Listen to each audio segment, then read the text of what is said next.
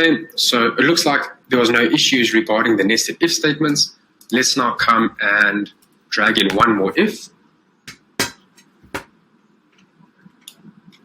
Okay, analyze that again. Now you can see, let's see, scope project, check all rules. Seems fine for now. Let's drag in one more if. Analyze.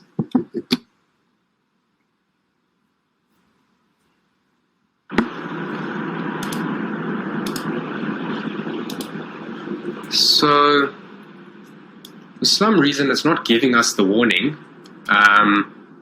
So usually what happens is we get a warning saying the if activity has too many nested ifs, and 3 is the threshold. So that is not working. Let's go to analyze workflow analyzer settings. Okay.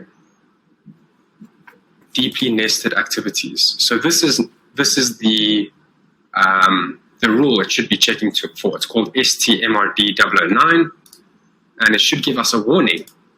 And what we can do is, if you click it, we can see here. Oh, I understand.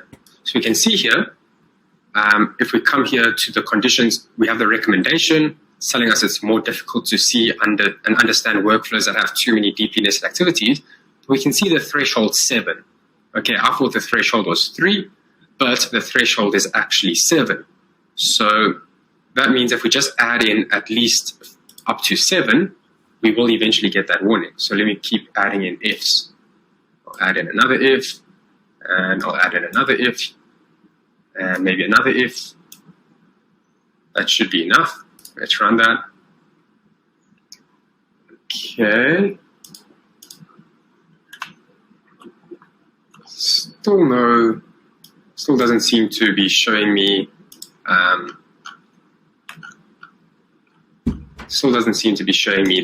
that warning.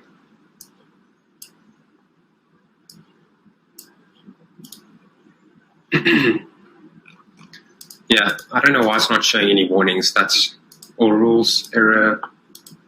Yeah, I don't know. That's strange. But anyway, usually what happens is it shows you the warnings, and it should be telling us that we have too many nested ifs.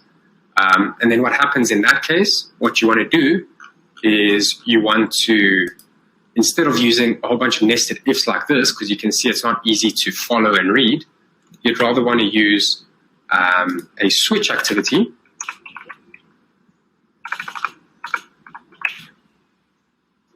Right, a switch activity, which takes an expression, and then you can have a whole bunch of case values. You can add a case, let's say for 1. You can have a case for the values 2, the values 7. And then over here you can have like your variable, like my number, whatever the case is, etc. And then inside, you click all these, then you can have your activities. For example, you want to click on something if the case is 1. We're going to click on something else if the case is 2. So this is just a much neater way to basically have multi-conditional workflows as opposed to nested if statements. Okay, the other way is to use a flowchart. All right, same thing.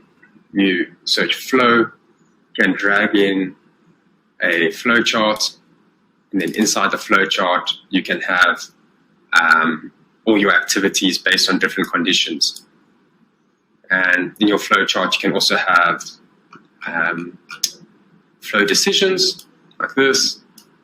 You can connect from your start to your flow decision. If it's true, it would say it comes to this activity. If it's false, it goes to this activity. Then you can have another flow decision, and then that can loop to this one.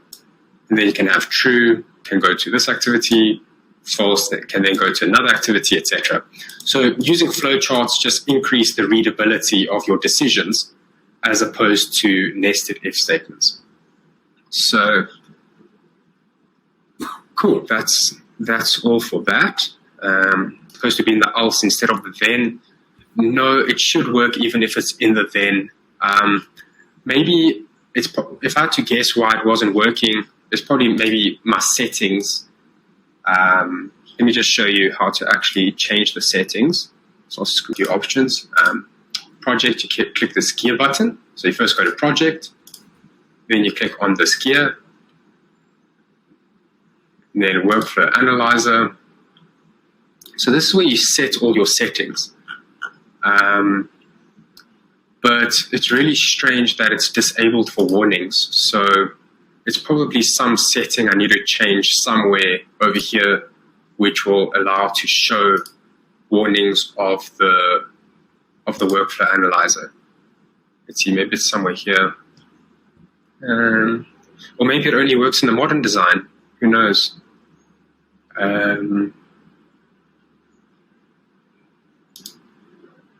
Workflow analyzer, all action, all. Yeah, very strange. Someone or each row in data table. So you'd use this activity, all right? And in here, you'd enter your data table variable. And then in your body, that's where you'd use your flowchart. So you could drag in your flowchart over there. And then inside your flowchart, wherever it is, you have a flow decision, maybe you have a sequence, whatever. And then maybe inside this sequence, you have, say, a right line, for example. Inside here, I can click Control Space, and then you can see here I have current row. So this current row, what that's referencing is the current row in your data table.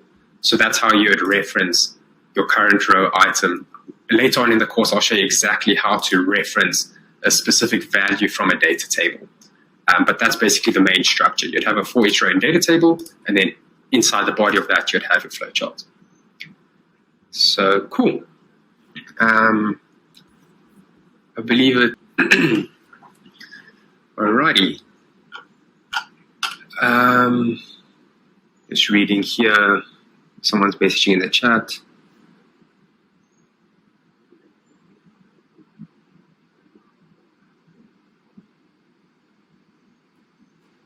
Yeah. UU was, AM was saying maybe you can make it 8 nested ifs so that it can exceed the threshold to appear the warnings. That's how it should work. But I believe I had much more than 8 nested ifs, and it still wasn't showing. But usually it should show other warnings as well. So I'll try find the solution to that, and I'll get back to you guys. Cool. So let's continue. So workflow analyzer settings.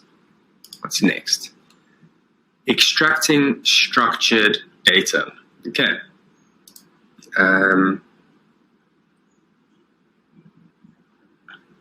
Right, so this activity is auto-generated with the data scraping wizard, right? You generally wouldn't use the get structured data by itself. You'd usually use the wizard, which is this data scraping up here, and that would auto-generate this activity.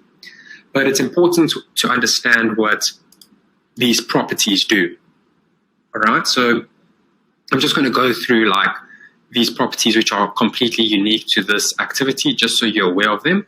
Right, these other activities, they're also available on, these other properties are also available on other activities, but these ones are completely unique to the extract structured data.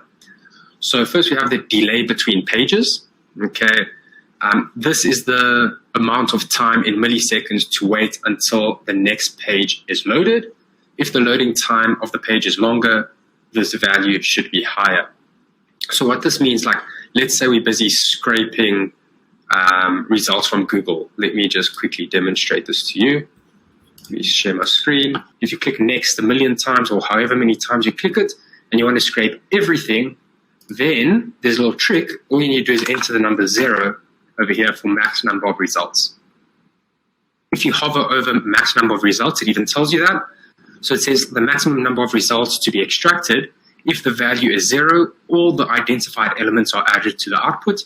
The default value is 100. Okay. So that's a nice little trick. You enter 0 to scrape all the results.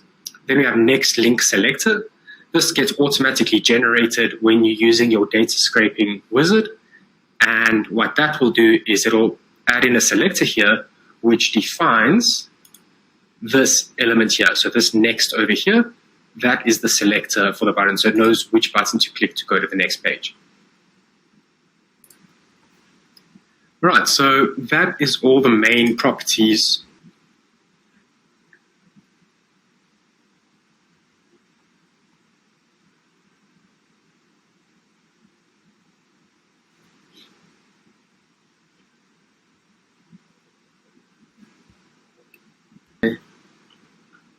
Nothing so far.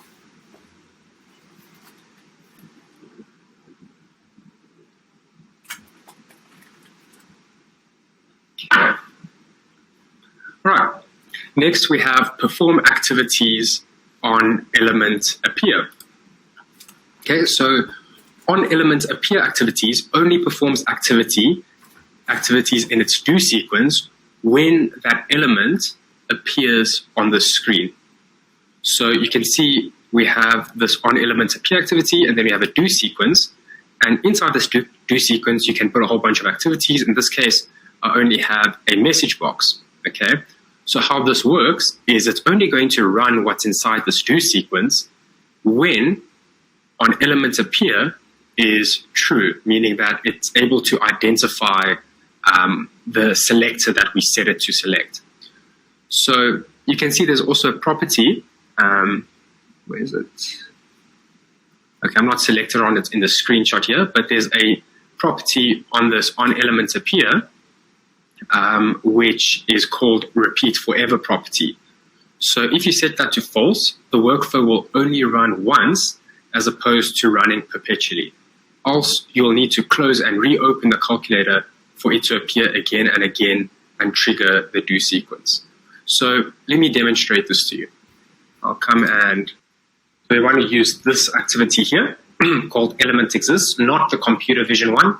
All right, so that's when you're using computer vision, that's something else. We're using just the normal element exists activity. Drag that into our sequence. Sorry, not element exists, that's my bad. We want to be using on element appear. All right, on element appear. It's easy to get mixed up with all these names. There you go. There's also one called on elements vanish, which does the opposite of on elements appear. I'm going to drag in on elements appear, and then let's use the same calculator example. Okay, I'm going to indicate on screen, and I'll select the calculator application. Okay, and then we can use a message box. So I'll search for a box, drag that into the do sequence, and I'll write calculator exists.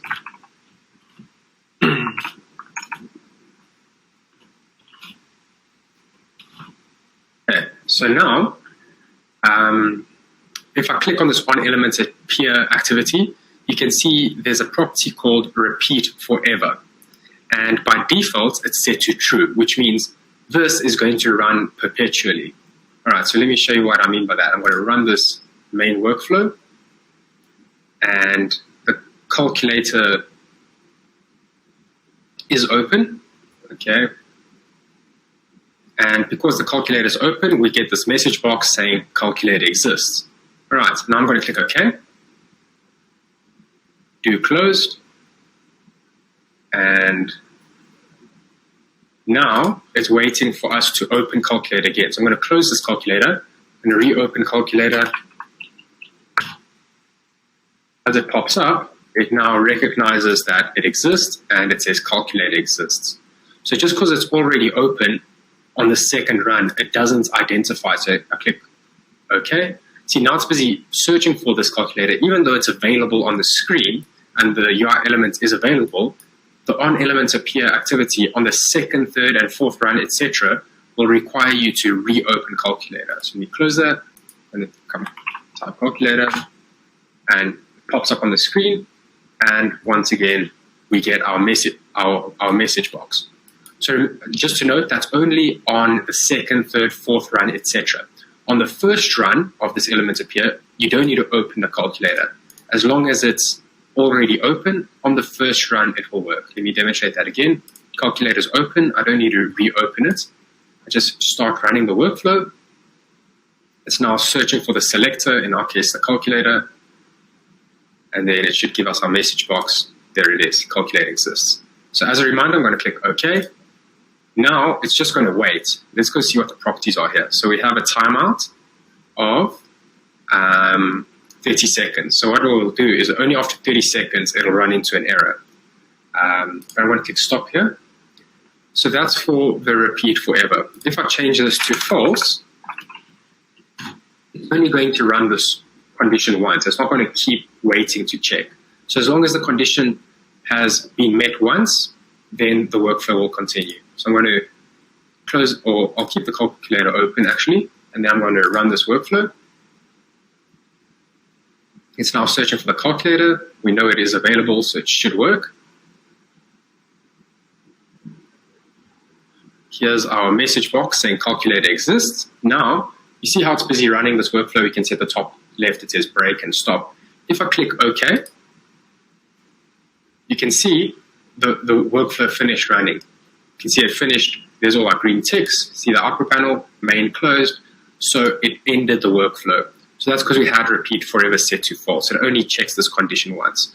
So that's how the repeat forever property works.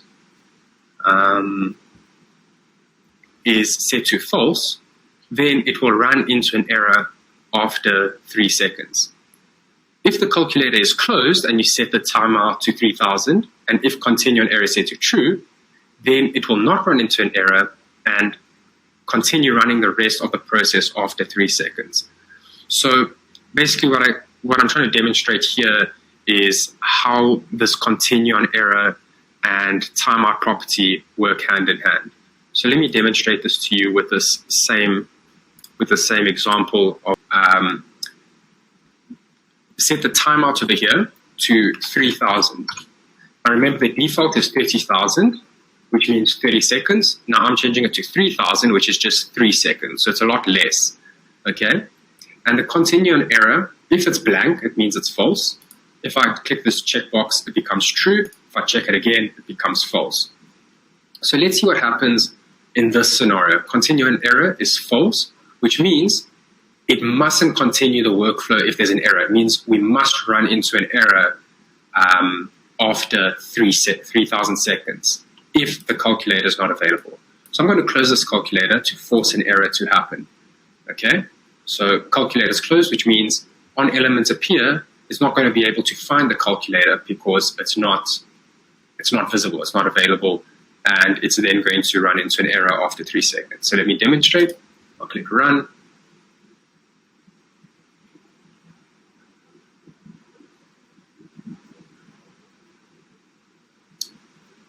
So 3 seconds have passed, and you can see we get this runtime execution error saying activity timeout exceeded. All right, so it means 3 seconds passed, and it wasn't able to identify the window calculator. So that's what that error means. Let's change this continue on error to true. Okay, now that means if an error does happen, it must continue running and it mustn't run into an error. So I'm going to click run here.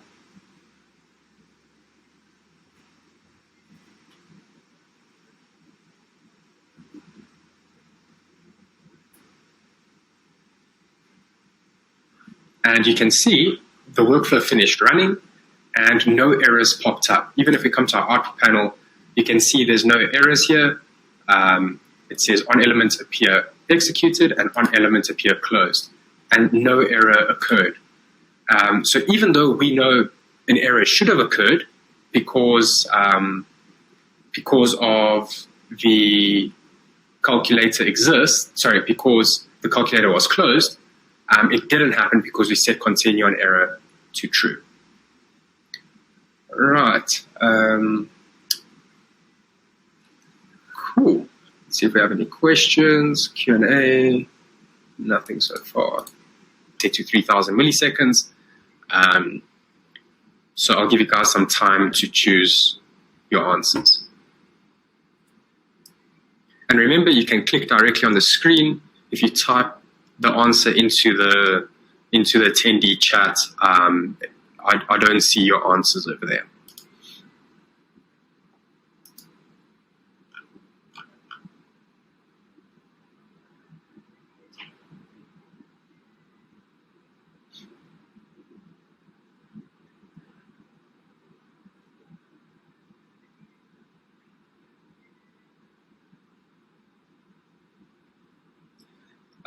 Just as a reminder, any technical issues that you're having, if you can't hear audio or image, or if it's lagging, or if there's any issues,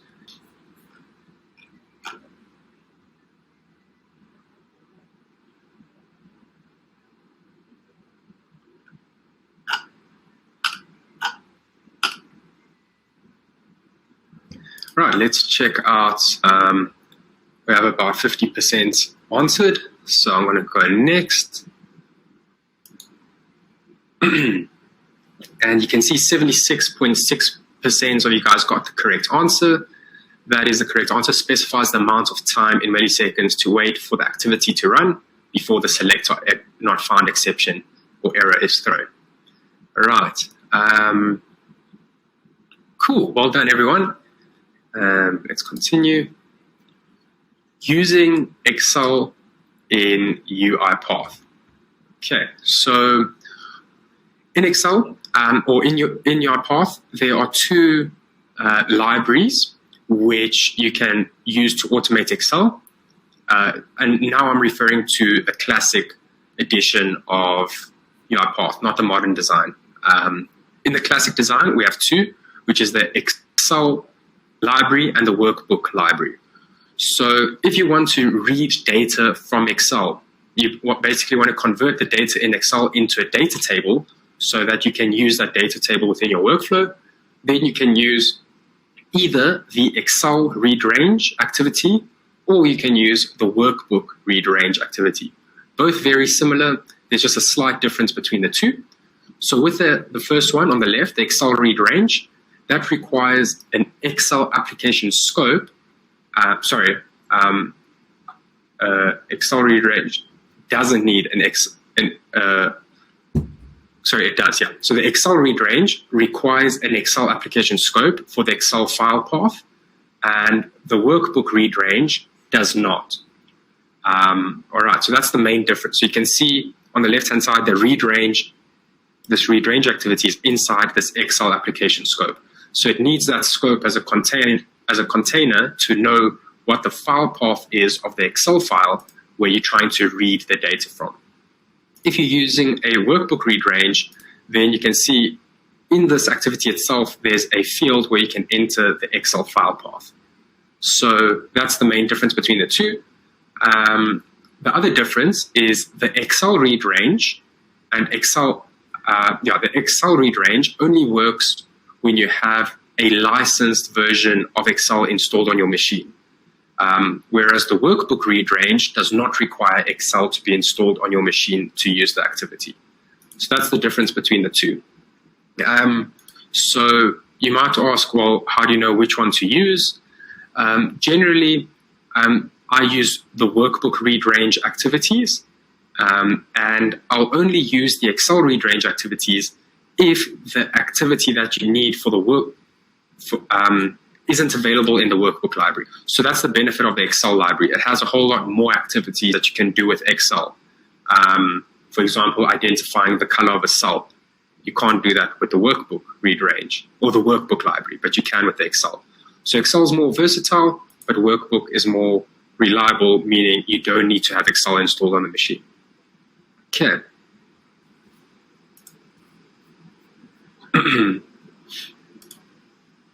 Property. Okay, so this private property, I'm sure you've seen it. You might not know what it is, but it's available pretty much on every single activity inside of UiPath. So the definition provided by UiPath about the private property, it says if selected, meaning if you've checked this box, if selected, the values of the variables and arguments are no longer logged at a verbose level. So the private property is a Boolean, it's true-false activity available on all activities, and this will hide the values of variables and arguments when verbose logs are sent to UiPath Orchestrator. So verbose logs are low-level, auto-generated logs, even lower than trace logs.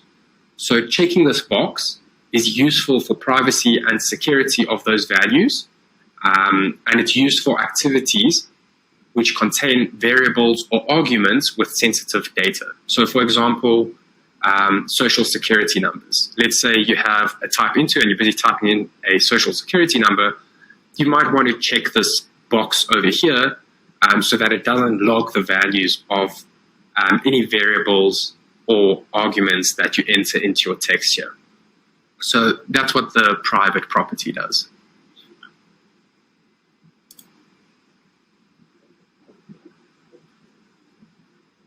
Someone's asking, can we run a macro on workbook? So in Excel, can you run a macro? Yes, you can. There is libraries for that you can download in your package manager. Best is usually to just search the UiPath forum, like best way to run a macro using UiPath. Somebody asked, on a related note, sometimes the workbook write range does not work. Sometimes it does. Is this also a bug? Yes, I've also noticed that. Sometimes it works, sometimes it doesn't. I really have no idea why sometimes it does work, sometimes it doesn't. It depends on like people's computers and licenses they have installed regarding to Microsoft 365. So yeah, it generally depends on your machine. I usually just use the workbook read range because that's what works on my machine and most people's machines, but some people it's the other way around. And I think it's usually because they have a licensed version of Excel installed, but sometimes they don't. It's a tricky one, but at least you have the two options to use if the other one doesn't work. All right. Segment 2, Robotic Enterprise Framework. All right, which is the RE framework. I'm sure you guys have heard about this. It's basically a framework, or it's a template provided by UiPath, which makes it easy for you to build robust repetitive processes. So I highly recommend you learn the RE framework template just in general when you need to develop automations for the company you're working at, for your clients, whatever the case is. It really is a useful, powerful tool to use, and it prevents your bots from breaking and running into errors all the time. It's very good at exception handling and running repetitive processes. So objectives of this segment, we're going to learn about using the config file, how to set a transaction status, understanding state machines, setting up tabular and non-queue reframeworks, understanding states and their functions, using the transaction item and the transaction number, and using dispatcher and performer bots. Okay, so that's what we're going to cover in this segment. First, we have using the configuration file. So the config file is an Excel spreadsheet with all the assets, settings, and constraints that your project uses. So this is used within the reframework template provided by UiPath. And this is a framework used to build robust repetitive processes. The config file is read inside of the init all settings XAML file. So you'll see here, I'm in my project tab, and then I have the init all settings .xaml file.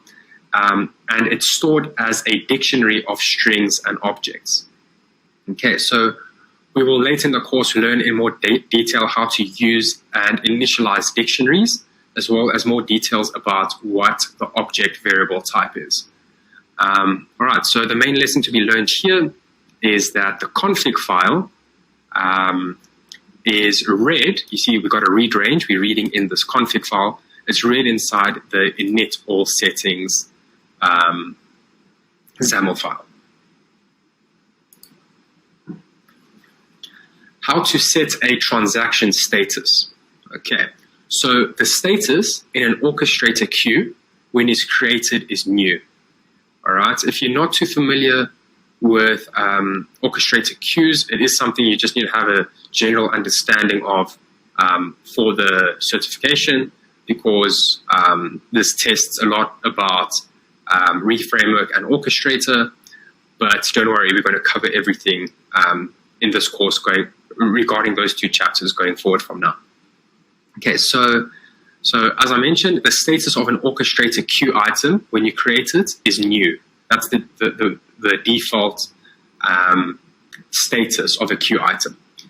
So when initiated with the get transaction item activity, so within UiPath you use something called a get transaction item activity, and that will change the status from new to successful or failed.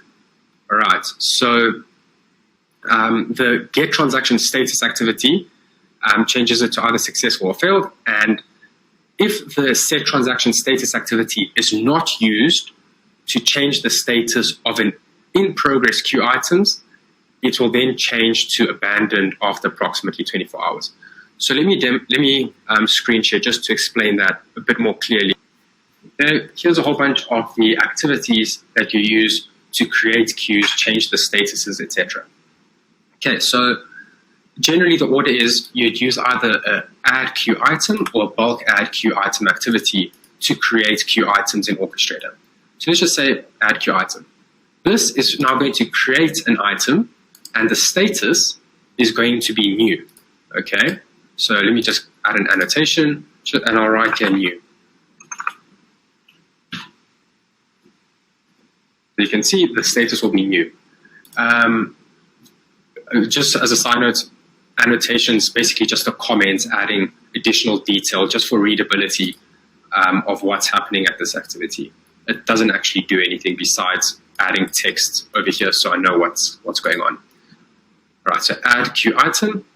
This will create a new status. Then there's a, it is the get transaction item. Okay, get transaction item, okay, will basically convert the status from new to in progress.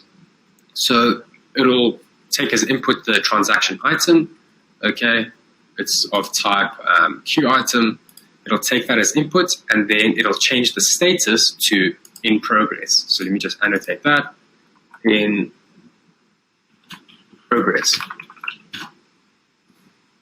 So now once you've run this activity, the status in Orchestrator is going to be in progress. Then we have the set transaction status activity. This one will change the status to either success or failed. You can see there's a property on the right-hand side here. Where is it? Status can either be successful or failed. If it's failed, you can choose whether it's a business or an application exception. We'll get into more detail about the differences between those in a later lesson. But for here, I'm just going to annotate this. I'm going to say successful or failed, faulted, failed. Okay. Transaction status, and that will then change. Now, if, for instance, you don't use, let's say the status or that queue item hasn't run through the set transaction status, and it's busy sitting in progress state, what will happen is UiPath Orchestrator will wait for approximately 24 hours, and after 24 hours, the state will change from in progress to abandoned. All right, so let's just edit that. So I'll say if set transaction status doesn't run for this queue item within 24 hours, actually approximately 24 hours, it's not exactly, approximately 24 hours, then status will change to abandoned. Okay, that's just something you need to know. Okay.